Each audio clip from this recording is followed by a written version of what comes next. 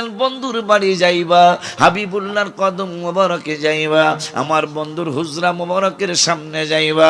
আমি আল্লাহ আইন করে দিলাম, আমার বন্ধুর হুজরা মোবারকের বাহির থেকে আমার বন্ধুরে সম্বোধন করা যাবে না, আমার বন্ধুরে ডাক দেওয়া যাবে না।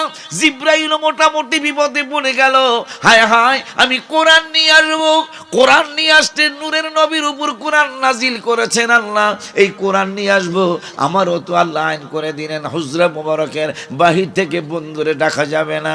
বন্ধু ইচ্ছা করে যতক্ষণ পর্যন্ত না বাহির হবে ততক্ষণ পর্যন্ত কোরআন লইয়াই দাঁড়ায়া থাকতে হবে। শুধু আয়াত এইটা না, আর এক আয়াতে 22 পারার 4 পৃষ্ঠায় রব্বুল আলামিন বললেন, লা তাদখুলু বুয়ুতান নবী, জিবরাইল কোরআন নিয়ে গেলে তোমার অহংকার আসতেই পারে।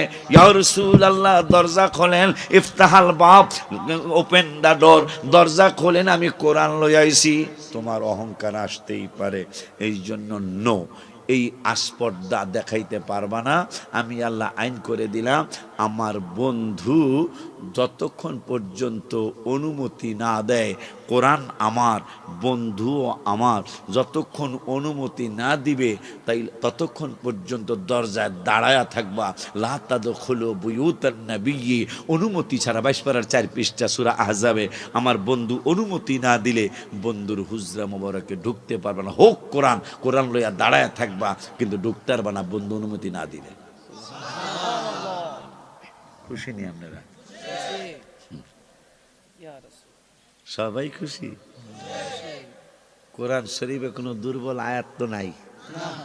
চিন্তা করলে ইমান থাকবো না যাইব? ইমান এই জন্য আল্লাহ প্রথমে চ্যালেঞ্জ দিয়েছেন, জালিকাল কিতাব, এটা এমন একটা কিতাব, লা রাইবা ফি, যার মধ্যে কোনো সন্দেহ নাই, হুদাল লিল মুত্তাকিন, তবে পরহেজগারদেরকে কোরআন হেদায়েত দিবে।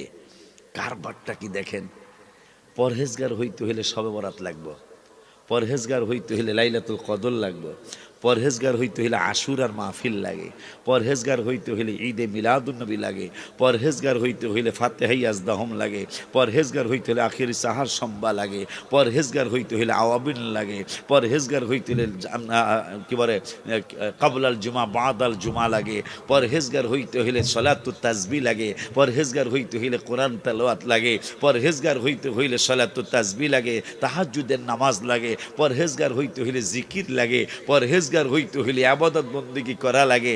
আল্লাহ বলছেন হুদাল্লিল মুত্তাকিন, মুত্তাকিদেরকে, মুত্তাকি মানে বাংলায় হলো পরহেজগার, কোরআনের ভাষা হলো মুত্তাকি। আমার আল্লাহ বললেন মুত্তাকি যারা, তাদেরকে আমার এই কোরআন হেদায়েত দিবে। এখন মুত্তাকি হইতে হইলে ইবাদত ছাড়া এক